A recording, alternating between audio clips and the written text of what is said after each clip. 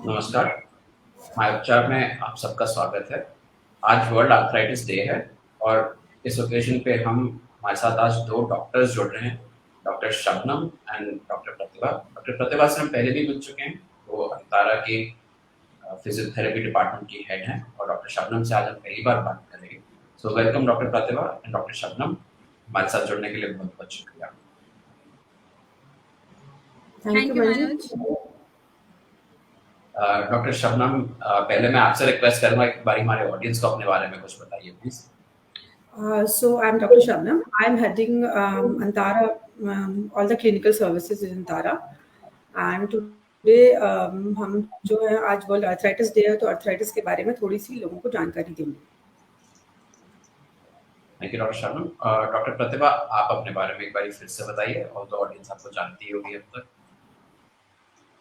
Yes, so myself Dr. Pratibha, and I am a physiotherapist, and I am heading the department for physiotherapy and rehabilitation at Antara Assisted Care Services Limited.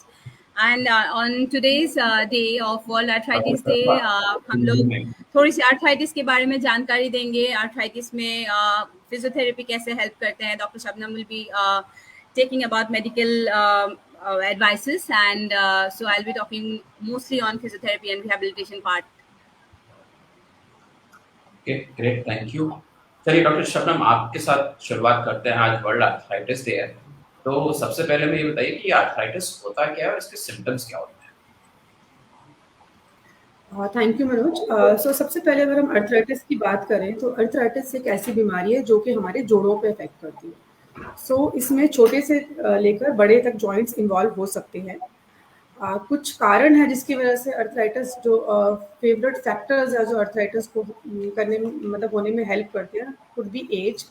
अगर किसी joint को पहले से previous injury हो चुकी हो तो उसमें भी आर्थराइटिस हो सकता है। जेनेटिक फैक्टर हो सकता है, ओबेसिटी एक फैक्टर हो सकता है।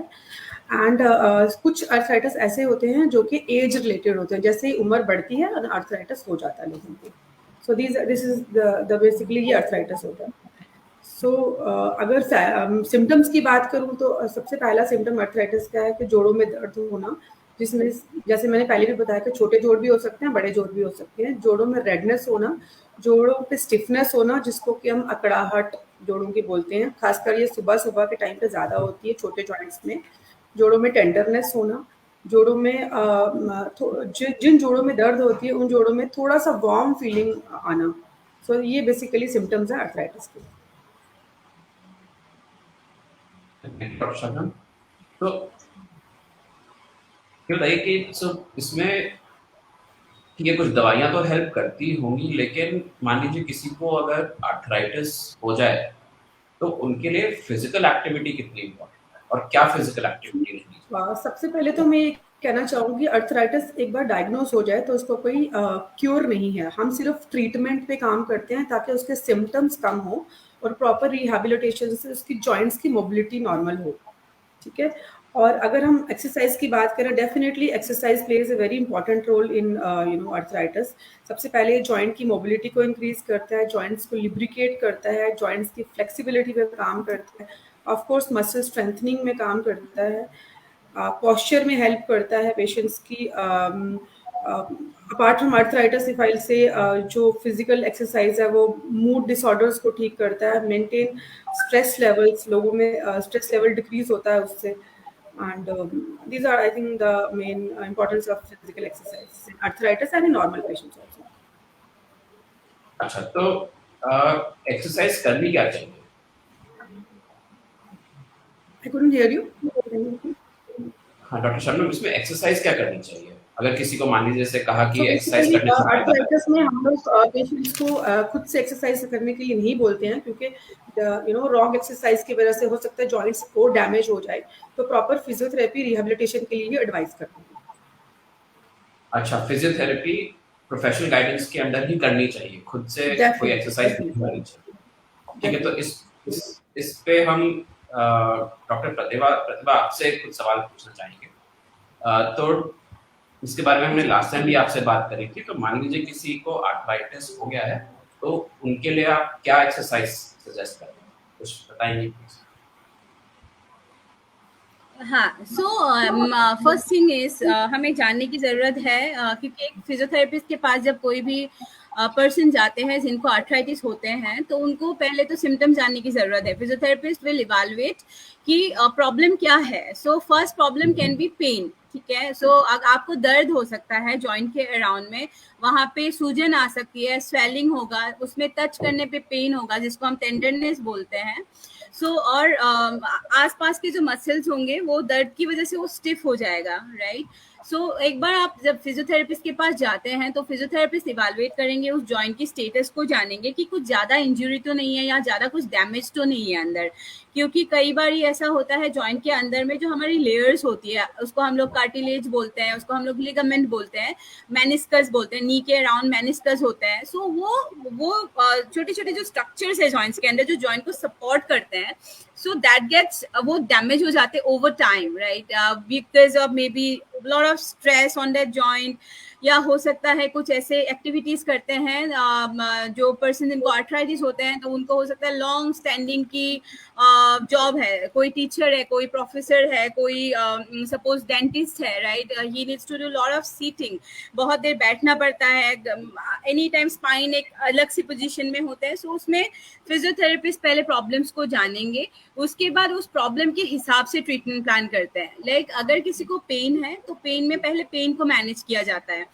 पेन मैनेजमेंट के लिए थर्मोथेरेपी होती है जहाँ पे हम लोग ये देखेंगे कि इसमें ठंडापन की जरूरत है या उसमें गर्माहट देने की जरूरत है। हो सकता है हम हॉट फर्मेंटेशन भी उनको रेकमेंड करें, हो सकता है हम उनको कोल्ड थेरेपी भी रेकमेंड करें। सो थर्मोथेरेपी से हम लोग शुरू करते हैं पेन को मैनेज करने के लिए। उसके बाद कुछ इलेक्ट्रिकल मोडालिटीज होती है जैसे कि टेंस होती है, which is transcutaneous electrical nerve stimulation. So TENS और IFT से हम लोग पेन को मैनेज करते हैं। Then there is ultrasonic therapy, जिससे हम लोग इन्फ्लामेशन को रिड्यूस करते हैं, क्योंकि जब भी आर्थराइटिस होती है तब जॉइंट्स के अंदर इन्फ्लामेशन होती है, जिसकी वजह से ये सिम्टम जो मैंने अभी बताई है, दर्द, छूने पे दर्द, सूजन आना जॉइंट पे, मसल्स टाइट हो जाना, जॉइंट में मूवमेंट कम हो जाती है। वो बोलेंगे कि मैं अपने हाथ को, या अगर किसी को शोल्डर में है तो फिर वो ऊपर नहीं उठा पाएंगे, या फिर किसी को घुटने में है तो वो घुटना मोड़ नहीं पाएंगे। तो पहले पेन से उस मोबिलिटी को हम लाने की कोशिश करते हैं। पेन कम होगा तो हम एक्सरसाइजेस कर पाएंगे, एक्सरसाइजेस करेंगे तो जॉइंट की मोबिलिटी बढ़ेंगी। बट येस, अगर पेशेंट जिनको आर्थराइटिस है वो विदाउट एनी गाइडेंस एक्सरसाइजेस करते हैं, उनको पता नहीं होगा कि वो किस इंटेंसिटी का एक्सरसाइजेस कर रहे हैं। क्योंकि हो सकता है अगर कोई हाई इंटेंसिटी एक्सरसाइजेस कर लिया तो उनको स्टेयर क्लाइंबिंग नहीं करनी है, उनको सीढ़ियाँ नहीं चढ़नी है, तो और वो सीढ़ियों पे सीढ़ियाँ चढ़े जा रहे हैं और उनको पता नहीं है दैट वो डैमेज कर रहे हैं जॉइंट्स को। इसीलिए एक प्रोफेशनल फिजियोथेरेपिस्ट की गाइडेंस की बहुत ज़रूरत होती है। एंड उस हिसाब से जैसे कि मैंने बताया कि सिम्टम्स के हिसाब से फिजियोथेरेपिस्ट आपके प्रॉब्लम्स को मैनेज करेंगे और आपको रिकवर करने में हेल्प करते हैं। फिजियोथेरेपी में सिर्फ एक्सरसाइजेस, इलेक्ट्रोथेरेपी ही नहीं होती है। यहाँ पे हम लोग आपको शूज़ की मॉडिफिकेशंस भी बताएंगे कि आपने अगर कोई अप्रोप्रिएट शूज़ नहीं पहनी, हो सकता है उसकी वजह से आपको जॉइंट्स में प्रॉब्लम आ रही है, हिप में जो पेन आ सकता है, आपको नी जॉइंट में पेन आ सकता है। देन हम लोग टेपिंग करते हैं। टेपिंग से आपके जॉइंट्स को अगर लोड पड़ रहा है जॉइंट्स में तो उस लोड को हम लोग ऑफलोड कर सकते हैं। ऑफलोड मतलब उसमें जो लोड आ रहा है उसको हम लोग ट्रांसफर, शिफ्ट कर सकते हैं उस लोड को, ताकि उस जॉइंट्स पे इफेक्ट ना पड़े। आपको किसी को भी अगर ऐसी प्रॉब्लम है कि लग रहा है कि जॉइंट्स में ये प्रॉब्लम्स आ रही है, मैं यही सजेस्ट करूंगी कि कोई प्रोफेशनल फिजियोथेरेपिस्ट की सलाह ले। ठीक है, thank you so much doctor Pratibha. Doctor Shabnam, ये बताइए कि मान लीजिए किसी ने अपना एक्सरसाइजेस वगैरह शुरू करी हैं, चाहे नॉर्मल अपना वॉक एटसेट्रा या फिर एक फिजियोथेरेपिस्ट के साथ, तो उससे पेशेंट की मेंटल हेल्थ का पर भी कोई असर पड़ता है, कोई फायदा होता है? देखिए मंजू जी, कुछ स्टडीज में देखा गया है कि हमारे शरीर में कुछ इस तरह के केमिकल्स होते हैं हमारे brain में जो कि हमारे मूड्स को कंट्रोल करते हैं। जैसे हम खुश होते हैं या हम सैड होते हैं, तो प्रॉपर एक्सरसाइज की वजह से उन हार्मोन्स की जो कैपेसिटी है या द वो इंक्रीज होती है बॉडी में। उसकी वजह से जो लोग रेगुलर एक्सरसाइज करते हैं, they have a enormous feeling of well-being. Basically overall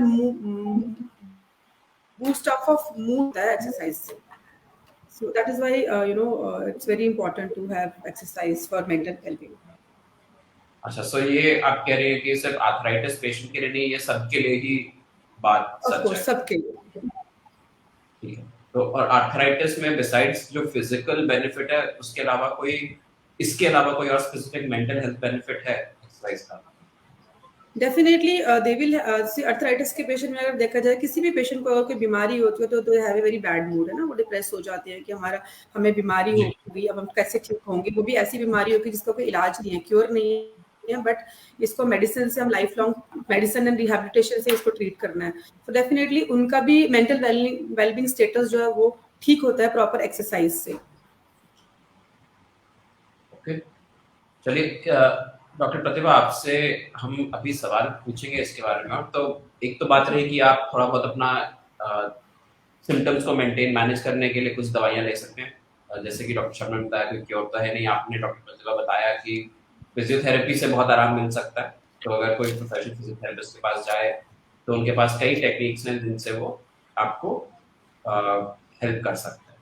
ठीक है, तो इसके आगे भी मतलब और सीरियस चीजें और सीरियस उपचार हैं इसके, कि कोई सर्जरी पे जाए, लेकिन उन पे जाने से पहले कुछ ऑडियंस क्वेश्चंस लेते हैं।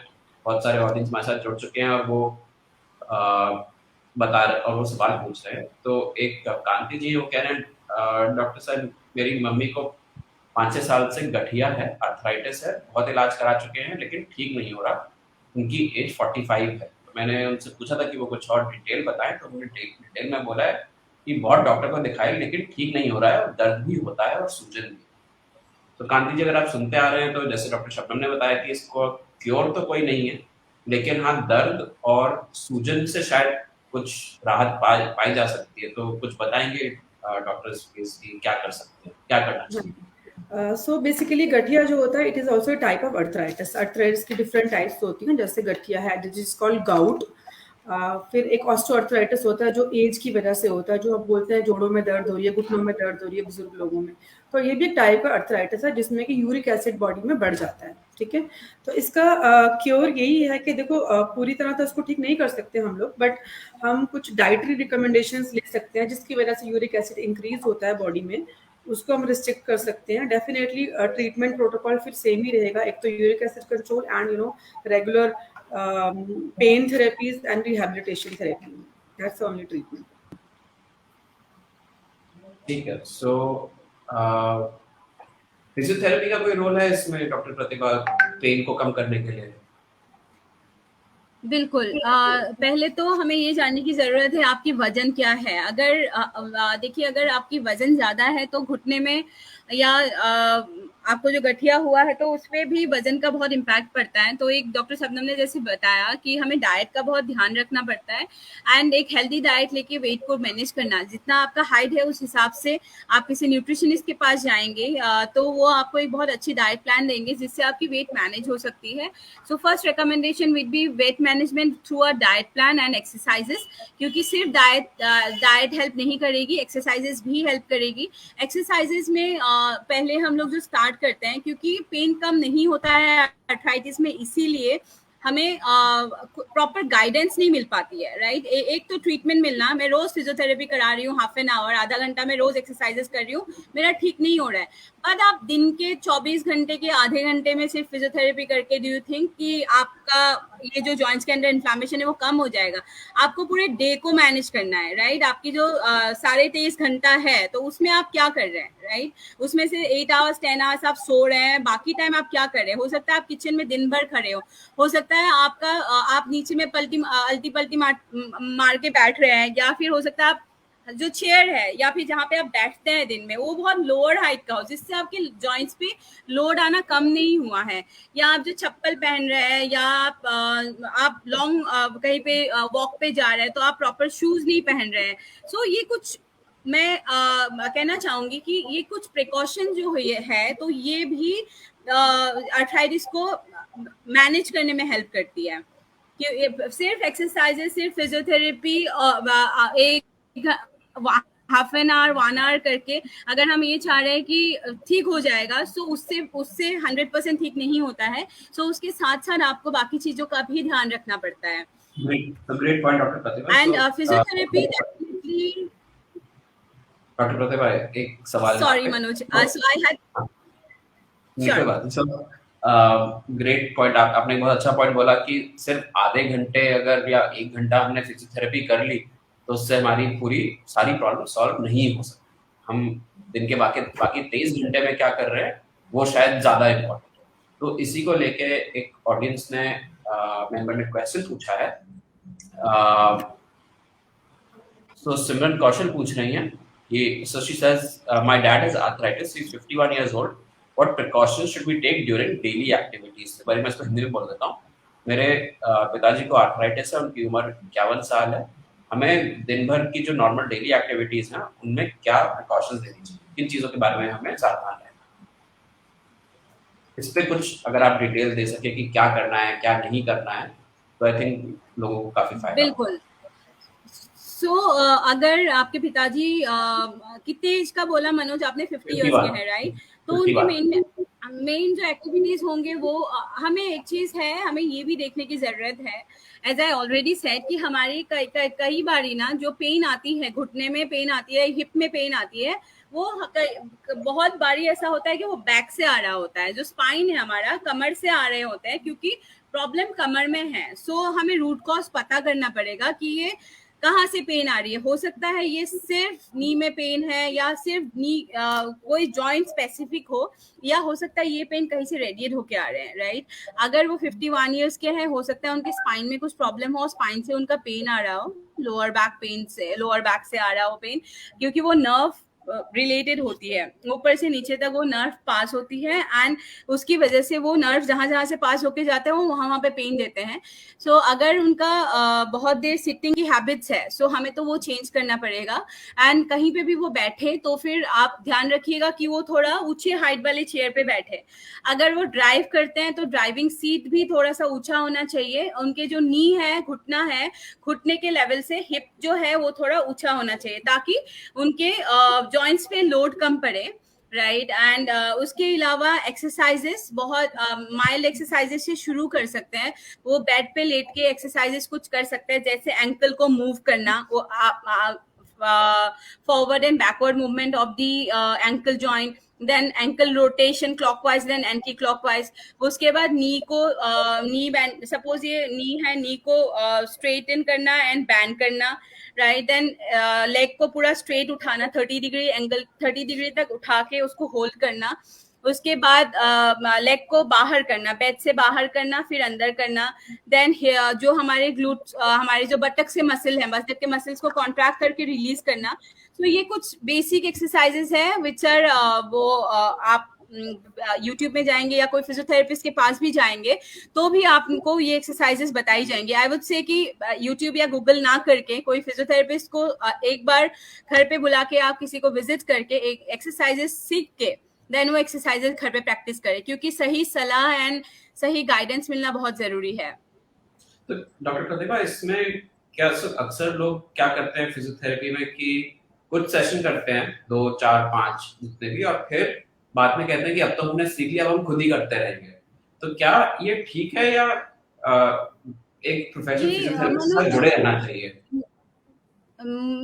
सो हम लोग तो कभी भी रेकमेंड नहीं करते हैं कि 2 से 3 सेशन या 4 सेशन 5 सेशन में, क्योंकि जॉइंट्स की ऑलरेडी बहुत डैमेज हो चुकी होती है। उसमें अगर 2-3 सेशंस करेंगे हो सकता है उनके पेन कम हो जाएगा, बट उनके बाकी जो स्ट्रक्चरल प्रॉब्लम आई है, जैसे कि मसल्स में प्रॉब्लम आई है, जॉइंट्स के सराउंडिंग में जो प्रॉब्लम आई है, जो मसल्स वीक हो जाते हैं, वो इनएक्टिव हो जाते हैं मसल्स ना, जो सब आपके कोई भी अगर हम लोग देखेंगे, कोई आर्थराइटिस पेशेंट अगर हम लोग देखते हैं तो उनके हिप के मसल्स काम ही नहीं करते हैं, वो फायर ही नहीं कर, जब वो एक्टिविटी हम कोई भी करते हैं तो हर मसल्स कॉन्ट्रैक्टेड स्टेट में आते हैं, राइट? हर मसल्स को काम करना पड़ेगा तभी हम लोग खड़े हो पाते हैं, तभी हम चल पाते हैं। सो कुछ लोगों में ये देखा जाता है जिनको नी या हिप में आर्थराइटिस होती है, तो वो ना कुछ मसल्स को यूज करना बंद कर देते हैं, क्योंकि वो बॉडी का रिस्पॉन्स है, वो जानबूझ के नहीं करते हैं, वो एक इनवॉलंटरी होता है जहां पे मसल्स काम करना बंद कर देते हैं। बिकॉज वो मसल्स काम नहीं कर रहे, उसकी वजह से उनकी जॉइंट्स पे सारा लोड आ जाता है। सो उन मसल्स को एक्टिवेट करने में कम से कम 3 हफ्ते से 4 हफ्ते लगते हैं। वीक मसल्स को स्ट्रेंथन करने में मिनिमम वी से इट एज 3 हफ्ते से 4 हफ्ते लग जाते हैं, या 5 हफ्ते भी लग सकते हैं, क्योंकि उनके एक्टिविटी लेवल अगर पहले नहीं था, बिल्कुल भी सेडेंटरी लाइफस्टाइल में थे, या उनको वो बिल्कुल ही बेडरिडन रहे हैं, या वो बहुत लेजी है, कुछ काम नहीं करते, बस घर पे रहते हैं, या उनके एक्टिविटी नहीं करते हैं कुछ भी, तो वैसे केसेस में थोड़ा ज्यादा टाइम लग जाता है। तो वी सजेस्ट कि कोई भी आर्थराइटिस अगर है किसी को, तो कम से कम 4 से 5 हफ्ते कंटिन्यूअस फिजियोथेरेपी करा के उसके बाद वंस वो एक बार स्केड्यूल में आ जाते हैं एक्सरसाइजेस के, और वो सीख जाते हैं प्रॉपर, फिर उसके बाद ग्रेजुअली उसको फिजियोथेरेपी से बाहर आ सकते हैं वो। बट फिजियोथेरेपी से जब बाहर भी आएंगे, उसके बाद ऐसा नहीं है कि एकदम से कट ऑफ कर दिया, उन एक्सरसाइजेस को कंटिन्यू करना चाहिए। एंड फिजियोथेरेपिस्ट को बीच में फॉलो अप के लिए वो बुला सकते हैं, कि एक बार आके फिजियोथेरेपिस्ट के पास भी जा सकते हैं फॉलो अप के लिए, कि I am doing this exercises, मैं ये एक्सरसाइजेस कर रहा हूँ, अभी नेक्स्ट में क्या करूंगी या क्या करूंगा। बिकॉज आपको जब पहले के लेवल के हम लोग एक्सरसाइजेस बताते हैं, वो थोड़ी कम लोडिंग वाले एक्सरसाइजेस बताते हैं, या कम थोड़ा सा जिसमें ताकत लगे वो एक्सरसाइजेस बताते हैं। उसके बाद हम उसको प्रोग्रेस करते हैं थोड़ा ज्यादा ताकत लगने वाले, क्योंकि उस समय तक मसल स्ट्रेंथ थोड़ा आ चुका होता है, उसके बाद वो थोड़ा और प्रोग्रेशन में करते हैं। सो उस हिसाब से आप जब last level, so we have, हम फिजियोथेरेपी में प्रोग्राम में we have levels of exercises. So जब आपको अगर कंप्लीटली क्योर होना है, तो सारे लेवल की एक्सरसाइजेस करके ही फिजियोथेरेपी से आप प्रोग्राम से बाहर आ सकते हैं, या और उसको आपको खुद को करना चाहिए। ठीक है, thank you so much doctor Pratibha. Doctor Shabnam, there is a audience member Deepali Pandey, वो पूछ रही हैं, तो इंग्लिश में क्वेश्चन पूछा है, read in English first and फिर मैं हिंदी में कर दूंगा उससे। Hi sir, my age is 29, I am having rheumatoid arthritis for the last 5 years. I'm taking allopathic treatment from last year, but I'm having pain when I'm not taking medicines. Will I have to take medicines for my entire life? So एक बार हिंदी बोल दो। पहले तो मैं आपको बताना चाहूँगी, doctor Sharma एक बार हिंदी में भी मैं बोल जी। मेरी उम्र 29 साल है, मुझे रूमेटॉइड आर्थराइटिस की प्रॉब्लम है 5 साल से। मैं एलोपैथिक ट्रीटमेंट ले रही हूँ, लेकिन जब भी मैं दवाई नहीं लेती तो मुझे दर्द रहता है। क्या मुझे पूरी जिंदगी दवाई लेते रहनी पड़ेगी? डॉक्टर शर्मा, सबसे पहले तो मैं ये बताना चाहूँगी, जो रोमेटॉइड आर्थराइटिस है, इट इज़ बेसिकली इनहेरिटेड, चलो जेनेटिक होता है ये, ठीक है। तो इसका कोई डेफिनेटली, फिर अगेन मैं वही चीज़ बोलना चाहूँगी, इसका कोई मतलब क्योर नहीं है। आप पेन को कम कर सकते हैं by pain killers and rehabilitation therapies. आप कुछ डाइटरी रिकमेंडेशंस डॉक्टर्स बोलते हैं, जैसे सेट्रस चीज़ें नहीं लेनी है, तो उससे हम पेन को कम कर सकते हैं, बट इसका पूरी तरह क्योर नहीं है। ठीक है, थैंक यू डॉक्टर। सर, अब नेक्स्ट क्वेश्चन आपके लिए फिर से सुजीत पूछ रहे हैं, डॉक्टर क्या कमजोरी के कारण भी जॉइंट पेन होता है? और उनका क्वेश्चन सेकंड पार्ट है, मैंने सारे टेस्ट करा लिए हैं लेकिन कुछ फायदा नहीं हो रहा है, जॉइंट पेन रहता है और कमजोरी लगती है, साथ ही हड्डी भी दर्द करती है। तो मेरे को समझ नहीं आया, पहले तो वो पूछ रहे कि कमजोरी कॉज है जॉइंट पेन का, आप कह रहे हैं कि जॉइंट पेन की वजह से कमजोरी है, तो क्या कमजोरी और जॉइंट पेन में कोई रिलेशन है? बेसिकली मैं बताना चाहूंगी कि हर एक दर्द आर्थराइटिस नहीं होती है ना। पहले तो हमें इवैल्यूएट करना पड़ेगा दर्द किस टाइप की है। जैसे मैंने आपको सिम्टम्स बताए दर्द के, स्टिफनेस है, छोटे जोड़ों में पेन होती है, रेडनेस होती है, टेंडरनेस होती है, थोड़ी सी गर्माहट आती है। तो पहले पेन को क्लासीफाई करना होगा कि किस तरह की पेन है। नॉर्मल जो पेन्स हैं, जो कमजोरी की वजह से या फिर कैल्शियम डेफिशिएंसी की वजह से, विटामिन डी डेफिशिएंसी की वजह से होती है, वो जरूरी नहीं है आर्थराइटिस हो। तो पहले तो एक रूल आउट करना पड़ेगा कि आपको दर्द किस वजह से है। अभी जो टेस्ट उन्होंने कराए हैं, मुझे उसका एक्चुअली कोई आइडिया नहीं है क्या क्या टेस्ट करवाया है। पहले उनको अपना calcium vitamin D level check करना चाहिए, एंड अगर वो कम है that could also be reason for arthritis. So मतलब ऑल ऑफ अ सडन किसी भी पेन को हम अर्थराइटिस के कंक्लूजन पे नहीं ला सकते कि ये अर्थराइटिस है। ठीक है, थैंक यू डॉक्टर शबनम। एक और क्वेश्चन आपके लिए, बहुत सारे क्वेश्चन आ रहे हैं। सोनिया तुलवानी पूछ रही है, डॉक्टर मेरी मदर को गठिया की प्रॉब्लम है 50 साल से, घुटनों में दर्द रहता है, प्लीज बताइए क्या करें। सो आई थिंक थोड़ा सा यहाँ कंफ्यूजन लग सकता है, बिकॉज गठिया नहीं होगा, मे बी ऑस्टियोआर्थराइटिस हो। It's a type of arthritis जो कि घुटनों पे असर करता है बेसिकली। जो एल्डरली लोगों को होता है, जिनका वेट ज्यादा होता है, उनको भी होता है ये।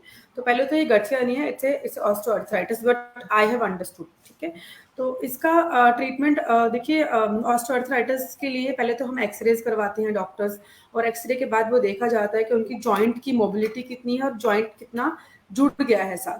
ठीक है, अगर जॉइंट में स्पेसिंग कम हो गई है तो डॉक्टर्स रिकमेंड करते हैं of course surgery, that is knee replacement surgery. तो पहले वो सब रूल आउट करना पड़ेगा कि कितना जॉइंट फिक्सेशन कितनी हुई है। But I think it's a osteoarthritis, a type of arthritis which is called osteoarthritis, जिसका कोई ट्रीटमेंट नहीं है। Alright, understood. चलिए एक I would like to add on this, please. I would like to add on this. So अगर हमें गठिया या ऑस्टियोआर्थराइटिस को प्रॉब्लम है, सो उसमें हमें इतना ज़्यादा पैनिक करने की ज़रूरत नहीं है, राइट। ये एक एज के बाद बहुत लोगों को होता है because of our lifestyle, right. And और हमें जो है जैसे मैंने बताया कि एक्सरसाइजेस, हमें ऐसा नहीं है कि ये एक बीमारी की वजह से एक्सरसाइजेस नहीं करनी चाहिए हमें, राइट। मुझे बीमार हुआ है इसीलिए मैं एक्सरसाइजेस कर रही हूँ, या मुझे प्रॉब्लम जॉइंट में पेन हो रहा है इसलिए मैं एक्सरसाइजेस कर रही हूँ, नहीं। इसको एक रूटीन बनाना चाहिए हमें, ताकि ये प्रॉब्लम बाद में ना आए। हो सकता है आज हमें हमारी मदर को है या फादर को है, कल को जब हम 40 क्रॉस कर जाएंगे हमें भी होगा। आजकल यंगस्टर्स में भी आप देखने के लिए मिलेगा आपको कि उनको भी पेन होती है because of lack of calcium. हो सकता है उन्होंने कभी एक्सरसाइजेस या फिर कोई स्पोर्ट्स एक्टिविटीज करी ही नहीं है बचपन में, राइट। तो उनके जो मसल्स है वो इतना वीक है कि वो जॉइंट्स लोड नहीं ले पाते, और विटामिन डी डेफिशिएंसी हो। सो ये सारी चीजें हमें थोड़ा सा अपने आप को लेके कॉन्शियस रहना चाहिए। एंड जहाँ पे भी कुछ ऐसा प्रॉब्लम आती है तो डॉक्टर के पास जाए। डॉक्टर आपको डाइटरी रिकमेंडेशन, मेडिसिनल रिकमेंडेशन जो भी है वो देंगे ही देंगे। उसके साथ साथ आप सीखिए exercise. If you are young enough, उसमें आपको रोज किसी की गाइडेंस की जरूरत नहीं है, आप खुद से भी कर सकते हैं एक्सरसाइजेस। और इसमें जैसे कि डॉक्टर शबनम बताए हैं कि ऑस्टियोआर्थराइटिस हमारा रिवर्स नहीं होता है, कि अगर आज आर्थराइटिस है और वो वापस नॉर्मल नी नहीं हो जाएगा। वो जो डैमेज जितना हो चुका था वो हो गया, बट हमें फर्दर नहीं डैमेज होने देना चाहिए उसको, by taking right kind of precautions, by wearing right kind of shoes, slipper, by taking appropriate measures, like long standing नहीं करनी है। सपोज किसी की कोई जॉब करते हैं, ऐसे स्टैंडिंग प्रोफेशन वाले जॉब करते हैं, या हो सकता है कोई हाउस वाइफ हो, उनके दिन भर उनको काम करते हैं, बट उनको पता होना पड़ेगा कि मैं कितने टाइम के लिए मुझे रेस्ट करना चाहिए, कितने टाइम मैं एक्टिविटी कर सकती हूँ। सो उनको वो लाइफस्टाइल को हैंडल करना पड़ेगा, मैनेज करना पड़ेगा, तभी ये आर्थराइटिस आपको लगेगा कि रिवर्स हो गया है। बट ये अंदर से रिवर्स नहीं होगा, बट आपके सिम्टम जब मैनेज हो जाएगा, आपके सारे प्रॉब्लम्स हम लोगों सो इन माय एक्सपीरियंसेस हम लोगों ने बहुत ऐसे केसेस थे ऑस्टियोआर्थराइटिस के जहाँ पे डॉक्टर ने रेकमेंड कर दिया था कि आप सर्जरी कराइए, but we took this initiative कि हम फिजियोथेरेपी से सर्जरीज नहीं करवाएंगे, क्योंकि जॉइंट इतना डैमेज नहीं था, वो फिजियोथेरेपी से भी मैनेज हो रहा था। After 4 years we followed up with those patients, उन्होंने कभी सर्जरी करने की उनको जरूरत ही नहीं पड़ी। उन्होंने वेट मैनेज किया, उन्होंने एक्सरसाइजेस किया, उन्होंने जो डॉक्टर ने मेडिसिन दिया था या सप्लीमेंट्स दिया था वो सब प्रॉपरली लिया। फिर throughout life they were ready to do this exercises and taking the precautions. ये डॉक्टर, ये तो बहुत सही है कि आपने फिजियोथेरेपी की हेल्प से सर्जरी अवॉइड करवा दी। तो सर्जरी को लेके हमारे पास कुछ ऑडियंस के क्वेश्चंस हैं। सो पहला क्वेश्चन तान्या कपूर का है।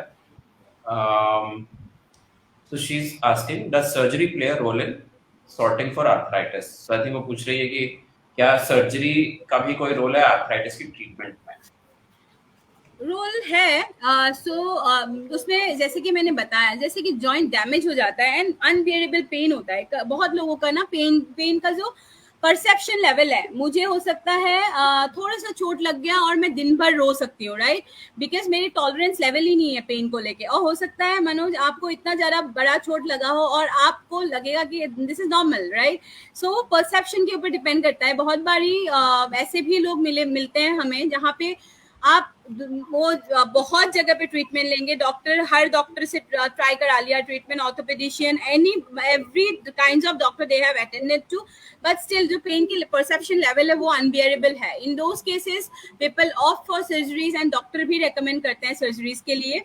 सेकेंड थिंग इज सर्जरीज में जब जॉइंट्स कंप्लीटली डैमेज हो चुका होता है, जैसे जुड़ जाती है ना, सो यहाँ पे दोनों जॉइंट सपोज ऐसे फ्यूज हो गया है, या फिर बीच में जो हमारी ल्यूब्रिकेशन है वो ल्यूब्रिकेशन खत्म हो जाती है, या जो जॉइंट्स को सपोर्ट करते हैं सराउंडिंग स्ट्रक्चर, आर्टिकुलर कार्टिलेज बोलते हैं उसको, अगर वो डैमेज होता है तो फिर हमें आर्टिफिशियल जॉइंट्स की जरूरत पड़ती है, एंड आर्टिफिशियल जॉइंट इम्प्लांट करते हैं अंदर में। वो सक्सेसफुल होते हैं डेफिनेटली, बट जहाँ पे हमें बिना मसल को कट करे हुए या बिना कोई आर्टिफिशियल चीजों को बॉडी में डालने से अच्छा है कि हम नेचुरली चीजों को क्योर करें। सो बहुत लोग सर्जरीज को ऑप्ट नहीं करते हैं, and we as a physiotherapist try our level best to not to go for surgery, but yes, in certain cases, as I said, depending on the damage of the joint and the level of perception of pain among the people, so surgery is recommended. And after surgery also physiotherapy is a mandate nowadays.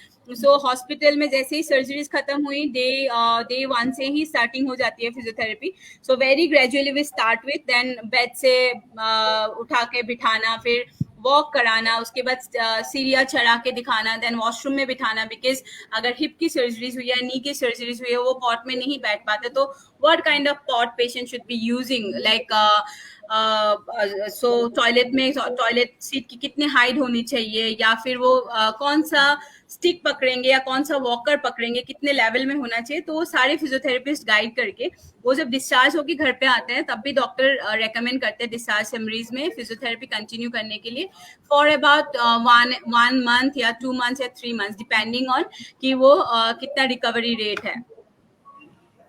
Thank you doctor प्रतिभा। सो आपने बताया कि यहाँ surgery का definitely role है, आपने ये भी बताया कि सर्जरी के बाद फिजियोथेरेपी का रोल है।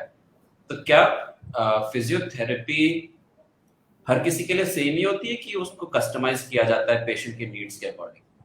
उसको कस्टमाइज किया जाता है मनोज। सो फिजियोथेरेपी में suppose as I said post surgical physiotherapy होती है, एक प्री सर्जिकल फिजियोथेरेपी भी होती है, जिसमें अगर डॉक्टर्स भी ये रेकमेंड करते हैं एंड हम लोग भी रेकमेंड करते हैं कि कोई भी सर्जरी करने से पहले एक बार अपने मसल की स्ट्रेंथ को पता होना चाहिए, क्योंकि नहीं तो फिर वो सर्जरी की जो कंसिक्वेंसेस है वो बियर नहीं कर पाते, वो उसको सहन नहीं पाते, क्योंकि एक तो स्टिचेस रहेंगे, इतना पेन रहेगा, स्वेलिंग रहेगा, सो उसकी वजह से ऑलरेडी जॉइंट्स और नियर बाय मसल सारे स्टिफ हो जाते हैं।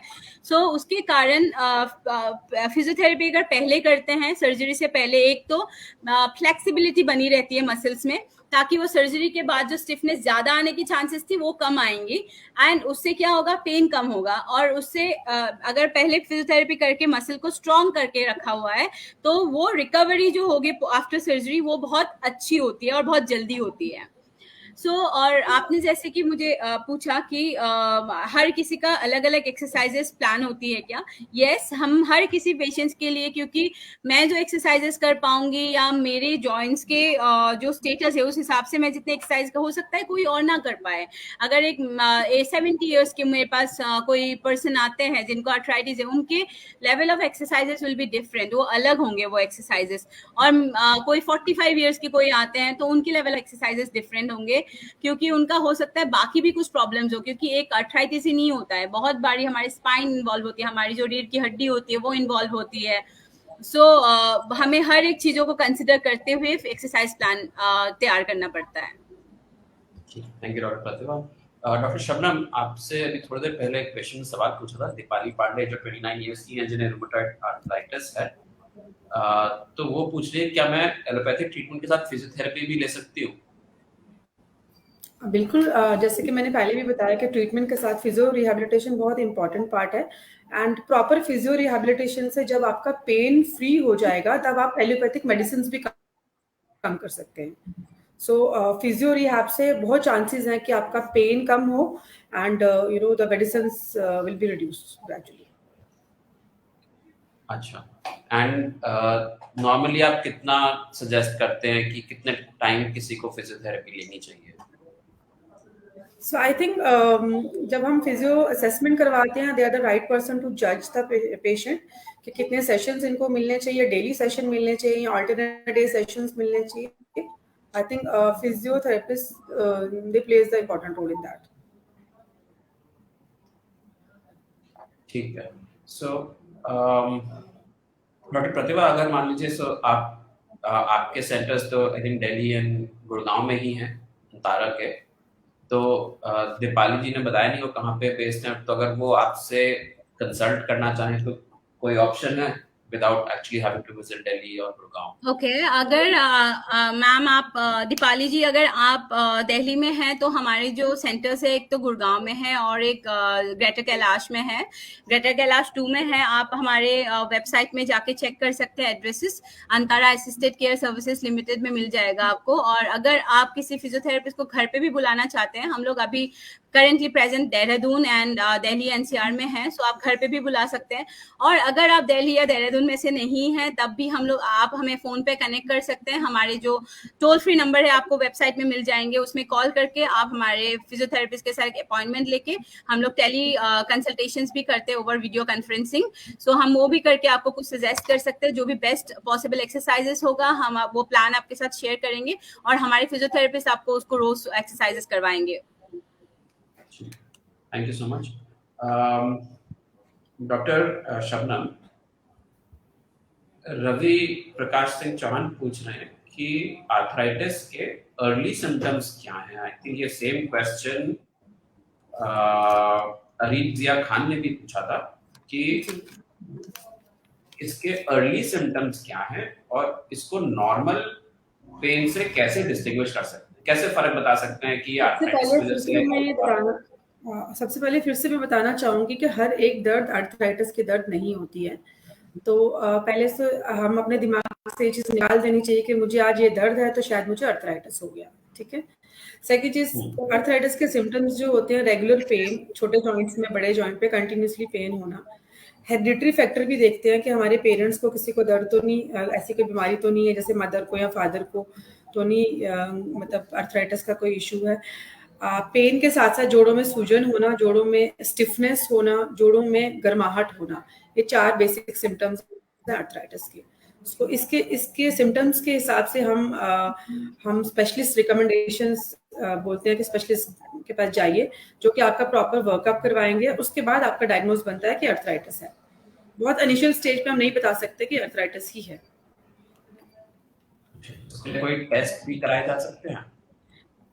देखिए, बहुत ही पहले तो सबसे पहले जब दर्द होती है तो जो हम सबसे पहले हमारा अप्रोच होता है नॉर्मल प्रैक्टिशनर के पास। ठीक है। उसके पास जाते हैं तो सबसे पहले हम विटामिन डी, कैल्शियम करवाते हैं, यूरिक एसिड करवाते हैं, तो रूल आउट के अगर आर्थराइटिस है तो ये गठिया तो नहीं है जो यूरिक एसिड बढ़ने की वजह से हो रहा है। अगर उस फाइंडिंग में भी कुछ नहीं आता तो then we will recommend for a rheumatologist. हम बोलते हैं कि रोमेटोलॉजिस्ट एक बार दिखा दीजिए, वो प्रॉपर वैल्यूएशन करेंगे कि किस टाइप का गठिया है, अगर है तो कैसे, किस टाइप का है और क्या ट्रीटमेंट उसका होगा। ठीक है, थैंक यू। डॉक्टर प्रतिभा, एक बारी आपसे मैं फिर से पूछना चाहूँगा, आपने मेंशन किया था कि एक पेशेंट थी जिनको आपने हेल्प किया था सर्जरी अवॉइड करने में फिजियोथेरेपी से, तो विदुषी गुप्ता भी सेम क्वेश्चन पूछ रही हैं। So she is asking how surgery can be avoid by doing physiotherapy. तो फिजियोथेरेपी की मदद से सर्जरी कैसे अवॉइड की जा सकती है और ये कितनी % पेशेंट्स में सक्सेसफुल रहता है? मैंने जैसे कि पहले बताया कि हमें पहले देखना पड़ेगा, क्योंकि हम लोग जब आपको इवैल्यूएट करेंगे, लाइक हमने जैसे हमारे पेशेंट्स को भी हम इवैल्यूएट करते हैं, हम कुछ आउटकम बेस्ड होती है ये, राइट। हम देखते हैं कि कितने परसेंटेज आपकी लाइफस्टाइल इफेक्ट हो रही है। So there is a like outcome, name it as ओमैक स्कोर। तो ओमैक स्कोर में हम देखते हैं कि आपकी लाइफस्टाइल कितनी इफेक्ट हो रही है, how much of your quality of life जो है वो कितनी इफेक्ट हो रही है, right. And also along with that हम ये भी देखते हैं कि जॉइंट्स कितना डैमेज्ड है, ठीक है। अगर जॉइंट्स में ग्रेड 4 आर्थराइटिस हो गया, सपोज एकदम सीवियर लेवल ऑफ आर्थराइटिस है, तो उसमें हम लोग डेफिनेटली हम लोग बोलेंगे कि डॉक्टर्स की सलाह लेके सर्जरीज को ऑप्ट करें। अगर वो ग्रेड 4 नहीं है, ग्रेड 1, ग्रेड 2, ग्रेड 3 है, जहाँ पे मैनेजेबल है चीज़ें, और उनकी एक्टिविटी ऑफ जो डेली एक्टिविटीज़ है वो किस लेवल की एक्टिविटीज़ करते हैं, और उसमें अगर मैनेज करने की कैपेसिटी है फिजियोथेरेपी से, तभी हम लोग रेकमेंड करेंगे कि फिजियोथेरेपी में जाना चाहिए। एंड फिजियोथेरेपी से कैसे सर्जरीज को अवॉइड करते हैं, ये कि हम लोग पहले तो पेन अगर होगा, किसी को भी पेन होता है, क्योंकि वो एक तो लोगों को खुद नहीं पता होता है कि एग्जैक्टली वो पेन आ कहाँ से रही है। जैसे मैंने पहले भी बताया, हमें पहले रूट कॉज पता करना पड़ेगा किस वजह से पेन है। ये मसल की वजह से पेन आ रही है, या ये जॉइंट्स के जो अराउंड में स्ट्रक्चर्स है, लेगामेंट है, कार्टिलेज है, या क्या है जिससे पेन आ रही है। सो पहले हमें उन पे काम करना पड़ेगा, पेन को मैनेज करना, इन्फ्लामेशन को कम करना। उसके बाद एक्सरसाइजेस होंगे। एक्सरसाइजेस किस लेवल की एक्सरसाइजेस होंगे? पहले तो आपके एक तो एक्सरसाइजेस होती है जहाँ पे आप खुद से भी करेंगे एक्सरसाइज, आपके फिजियोथेरेपिस्ट भी आपको हेल्प करते हैं एक्सरसाइजेस करने में, क्योंकि इनिशियल कुछ दिन पेन रहता है तो वो नहीं कर पाते हैं। कुछ स्ट्रेचिंग एक्सरसाइजेस होती है जिससे मसल की फ्लेक्सिबिलिटी को बढ़ाते हैं, क्योंकि मसल की अगर फ्लेक्सिबिलिटी नहीं बढ़ेगी तो फिर जॉइंट्स में लोड आता रहेगा। सो मसल की फ्लेक्सिबिलिटी बनाने के लिए स्ट्रेचिंग्स करना पड़ता है। स्ट्रेचिंग एक्सरसाइजेस से स्टिफ मसल्स रिलैक्स होंगे और फ्लेक्सिबिलिटी बढ़ेंगी उसकी। तीसरी चीज मैनुअल थेरेपी होती है। मैनुअल थेरेपी में हम लोग जॉइंट्स को हाथ से मोबिलाइज करते हैं, एंड बेल्ट भी होती है। सो बहुत सारी मैनुअल थेरेपी टेक्निक होती है, मलिगन थेरेपी होती है, मेटलैंड मोबिलाइजेशन होती है। तो ये कुछ मैनुअल थेरेपी हमारे फिजियोथेरेपिस्ट हम लोग जब लाइक हमारे ट्रेनिंग्स होती है इन मैनुअल थेरेपी टेक्निक्स पे, सो हम लोग मैनुअल थेरेपी से जॉइंट्स की जो मोबिलिटी खत्म हो जाती है, वो पेशेंट खुद नहीं कर पाते। वो हो सकता है वो आप जॉइंट को मूव नहीं करा सकते, वो कोई आके पैसिवली कराना पड़ेगा, किसी को करा के देना पड़ेगा। सो वो फिजियोथेरेपिस्ट कर सकते हैं, क्योंकि वो सर्टिफाइड होते हैं, ट्रेंड होते हैं इसमें। उससे जॉइंट्स की जो इंटरनल जॉइंट्स की मोबिलिटी है वो इम्प्रूव होती है। सो मैनुअल थेरेपी करके फिर जॉइंट्स की मोबिलिटी को बढ़ाते हैं, एंड ग्रेजुअली जो आप डिजायर कर रहे हैं, सपोज आपका एक्सपेक्टेशन है कि मैं हर शाम को 1 घंटा मैं आराम से वॉक कर पाऊँ, ताकि मुझे बाकी प्रॉब्लम्स ना हो, मुझे डायबिटीज ना हो, मुझे हाइपरटेंशन कंट्रोल में रहे, अगर किसी को है तो मुझे थायराइड ना हो, मेरी वेट ना गेन हो। सो उन चीज़ों को भी इनडायरेक्टली आप मैनेज कर रहे होते हो। जब आप एक्सरसाइज कर पाते हैं या फिर आप जब वॉक कर पाते हैं कंफर्टेबली, तो आपके एक्सपेक्टेशंस को देखते हुए हम लोग आपकी एक्सरसाइज प्रोग्राम को डिजाइन करते हैं। अगर कोई स्पोर्ट्स इंडिविजुअल्स है जिनको उनका है कि मुझे गोल्फ खेलना पसंद है, suppose is even 50 years old या 60 ईयर्स ओल्ड, उनको गोल्फ खेलना पसंद है बट वो नहीं कर पा रहे, तो हम देखेंगे तो हम उनको गोल्फ कैसे प्ले करवा पाए, राइट? तो हमारी उनके लिए जो एक्सरसाइज प्लान होगा वो डिफरेंट होगा। और एक फीमेल के लिए जो घर पे है, या फिर हो सकता है वो बैंक में जॉब करते हैं या कहीं जॉब करते हैं, तो उनके लिए exercise plan will be different. उनके डेली एक्टिविटीज को देखते हुए ही हम लोग पूरे एक्सरसाइज प्रोग्राम डिजाइन करते हैं।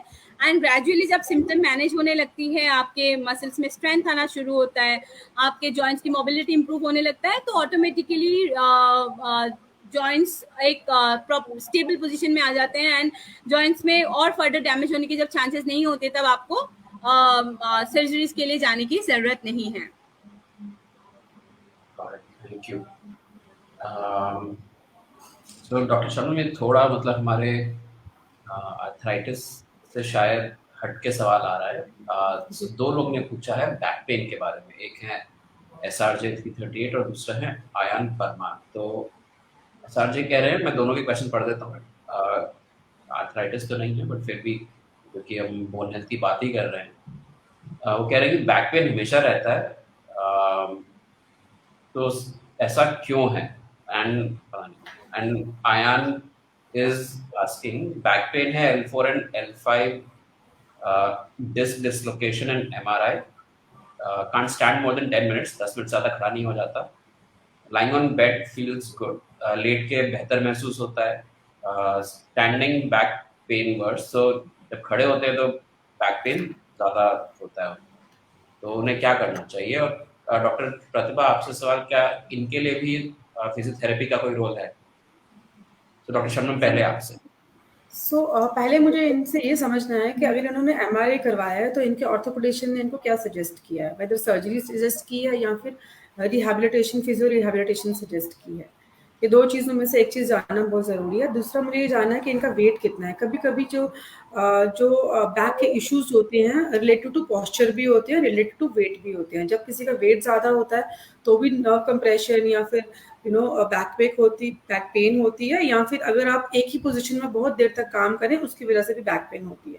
तो सबसे इम्पोर्टेंट है ये जानना कि जिस भी डॉक्टर को इन्होंने कंसल्ट किया उन्होंने इनको क्या बताया। Definitely physio rehabilitation again will be beneficial for these patients जिनको बैक एक होती है। Regular physiotherapy will be beneficial. जी, सो मनोज, मैंने उनका जो क्वेश्चंस है उन्होंने हमारा रिपोर्ट लिखा हुआ है कि L4 L5 में प्रॉब्लम है उनको, और वो 10 मिनट से ज्यादा देर खड़े नहीं हो सकते हैं, right? I think that is the question. हाँ जी। तो मैम, आपकी जो प्रॉब्लम है वो आई वुड से दैट इतना सीवियर नहीं है।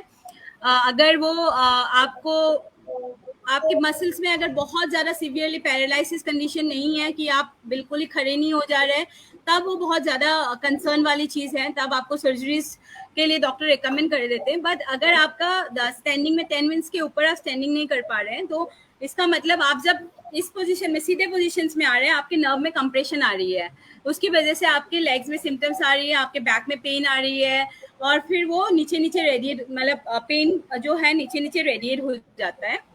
उसके लिए आपको कुछ एक्सरसाइजेस बेड में करने की जरूरत है, जो कि हम लोग फ्लेक्शन एक्सरसाइजेस बोलते हैं।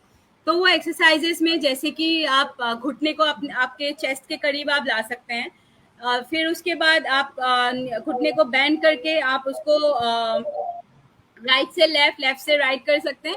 बट ये एक्सरसाइजेस हेल्पफुल है। अब मैं फिर भी आपको ये सजेस्ट करूंगी कि आप कोई फिजियोथेरेपिस्ट को एक बार कंसल्ट करके वो एक्सरसाइजेस एक बार जान ले कि कौन सी एक्सरसाइजेस करने की ज़रूरत है। बहुत बार ऐसा होता है, मैंने अपने एक्सपीरियंसेस में भी देखा है, जो कुछ अनएक्सपीरियंस्ड, जो आई वुड से, मैंने पहले भी बताया था कि कुछ आजकल फ्रीलांसर्स होते हैं जो कि डिप्लोमा इन फिजियोथेरेपी करते हैं, एंड कुछ फ्रीलांसर्स होते हैं जिनका कोई वैलिडेटेड डिग्री सर्टिफिकेट्स नहीं होते, फिर भी वो प्रैक्टिस करते हैं। सो इसलिए ये जानने की बहुत ज़रूरत होती है कि आप किस फिजियोथेरेपिस्ट के पास जा रहे हैं, राइट? एंड एक अच्छे फिजियोथेरेपिस्ट के पास जाके, जिनके पास जो एक एक्सपीरियंस फिजियोथेरेपिस्ट हो, वो आपके एक्सरसाइज प्रोग्राम को आपको बता देंगे, आपको सिखा देंगे। आप कुछ दिन उनके साथ एक्सरसाइजेस करिए, क्योंकि अगर आप ये पोजीशन में पेन आ रहा है और आप अगर इस पोजीशन वाले सारे एक्सरसाइजेस करेंगे, मतलब एक्सटेंशन वाले एक्सरसाइजेस अगर आप करेंगे, तो आपके पेन एग्रेवेट होने की चांसेस होती है। सो यही है कि फिजियोथेरेपिस्ट डेफिनेटली इस कंडीशन में हेल्प करेंगे। हम लोगों ने ऐसे पेशेंट्स भी देखा है जो बेड रिडन होते हैं कम्प्लीटली, आप तो खड़े हो पा रहे हैं 10 मिनट, बहुत ऐसे होते हैं जहाँ पे वो खड़े भी नहीं हुआ जाता है। तो वहाँ से फिर ऑफिस जाने तक का भी सफ़र हमने देखा है। तो घबराने वाली कोई बात नहीं है। आप जल्दी से जल्दी कोई आपने ऑलरेडी MRI करा लिया है, डॉक्टर को दिखा लिया है, सो एक बार एक फिजियोथेरेपिस्ट को आप कंसल्ट करिए। अंतारा में भी फिजियोथेरेपी सर्विसेज है, अगर हमसे आप कंसल्ट करना चाहते हैं, आप कॉल करके हमसे कंसल्ट कर सकते हैं। Thank you doctor Pratibha. So doctor Shabnam, ion ने आपके सवाल का जवाब दिया। वो कह रहे नहीं, सर्जरी उन्होंने नहीं कराई है, उनका वेट 65 kg है, 5 साल से उनको पेन है और वो ऑलरेडी स्टेरॉइडल इंजेक्शन ले चुके हैं। ठीक है। जी, बस यही। I think physiotherapy is a good option for Ayan. Rehabilitation is the most important part in this. ठीक है। सो आयन, होपफुली आपको अपने सवाल का जवाब मिल गया होगा। ठीक है। सो क्योंकि बोन हेल्थ पे इतने सवाल आ रहे हैं, डॉक्टर शबनम, आपसे मैं जनरल क्वेश्चन पूछना चाहूँगा कि बोन हेल्थ को अच्छा रखने के लिए क्या करना चाहिए और इसमें न्यूट्रिशन का क्या रोल है? सो मनोज, 2-3 चीज़ें मैं बताना चाहूँगी बोन हेल्थ को मेंटेन करने के लिए। सबसे पहले कि अच्छी डाइट। सबसे पहले हमें जैसे हम बोन्स के लिए बोलते हैं कैल्शियम बहुत इंपॉर्टेंट है, एंड विटामिन डी जो कि हमें सन से मिलता है। So these are the 2 things, food rich in calcium, food rich in vitamins should be taken. Second is to manage a healthy lifestyle. Healthy lifestyle में हम बोलेंगे कि अगर कोई सिगरेट पीता है तो they have to stop smoking, alcohol intake बिल्कुल कम कर देना है, ठीक है। Third is regular physical exercise which plays most important role in bone health. अच्छा, सो आपने कहा कि सिगरेट स्मोकिंग और अल्कोहल कम करना है। सो मान लीजिए जैसे हमसे अभी शुरू में किसी ने कहा था कि क्या नाम था उनका, आई थिंक रवि प्रकाश सिंह चौहान था उनका नाम। उन्होंने कहा था कि उनको पेन होना शुरू हो रहा है, आर्थराइटिस का उनको डाउट हो रहा है, तो उनको आप एडवाइस करेंगे कि वो स्मोकिंग और ड्रिंकिंग एकदम छोड़ दें? बिल्कुल। ओके, सो पता नहीं रवि जी भी हमारे साथ हैं कि नहीं है, बट उनको स्मोकिंग और ड्रिंकिंग बिल्कुल छोड़ देनी चाहिए। अच्छा, चलिए, great. So doctor Pratibha, I think 50 minute हो गए हैं, काफ़ी देर से हम बातें कर रहे हैं, पता भी नहीं चला। आई थिंक एक लास्ट क्वेश्चन आपके लिए,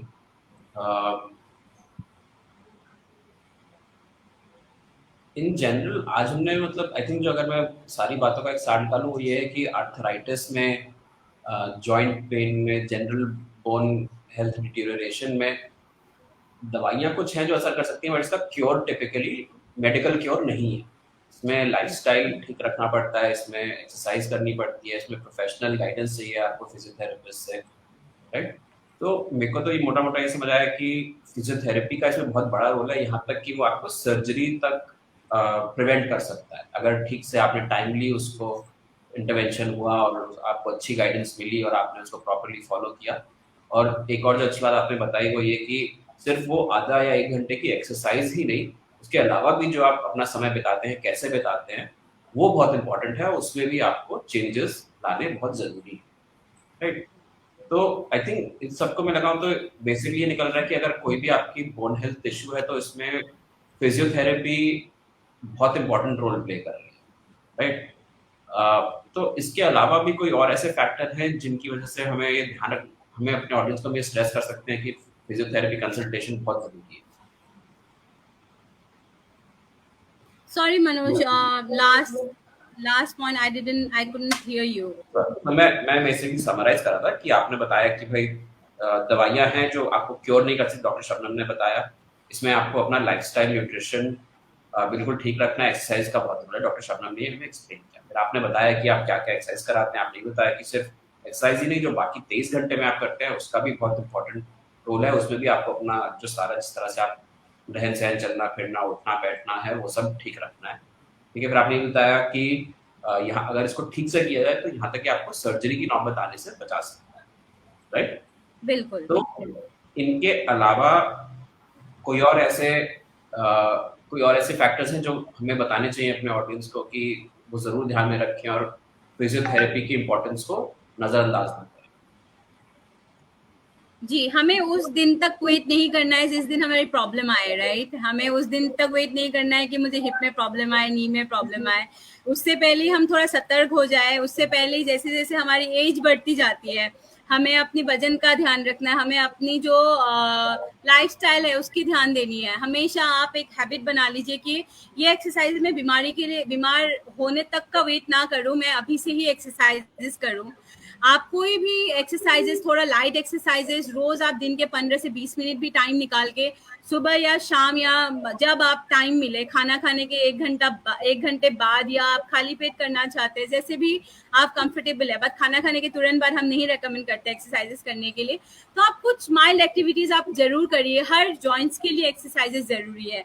आप आजकल के डेट पे हम लोग इतना ज्यादा मैकेनिकल हो गए हैं कि दिन भर फोन, लैपटॉप, इनफैक्ट अब आज के जो जनरेशन है उनको भी देखा जाए तो they are also mostly busy in laptops, computers, iPad. School online चल रही है, हर कोई घर पे बैठे हुए हैं, हर कोई ऑफिस नहीं जा रहे, घर पे काम कर रहे। तो हमारी मोबिलिटी ऑलरेडी बहुत कम हो चुकी है। हम पहले ऑफिस जाने के लिए हम मेट्रो से जाते थे या हम पब्लिक ट्रांसपोर्ट से जा रहे थे, कार से भी जाते थे, पार्किंग से लेके एटलीस्ट ऑफिस तक आप वॉक कर रहे थे। नाउ आज के डेट पे वो सारी एक्टिविटीज हमारे कम हो गए हैं। तो अगर आप पहले 15 मिनट एक्सरसाइजेस कर रहे थे तो मैं तो ये सजेस्ट करूंगी आधे घंटे की एक्सरसाइजेस आप हर जॉइंट्स को मूव करिए, ताकि वो आपको आर्थराइटिस की नौबत ही ना आए।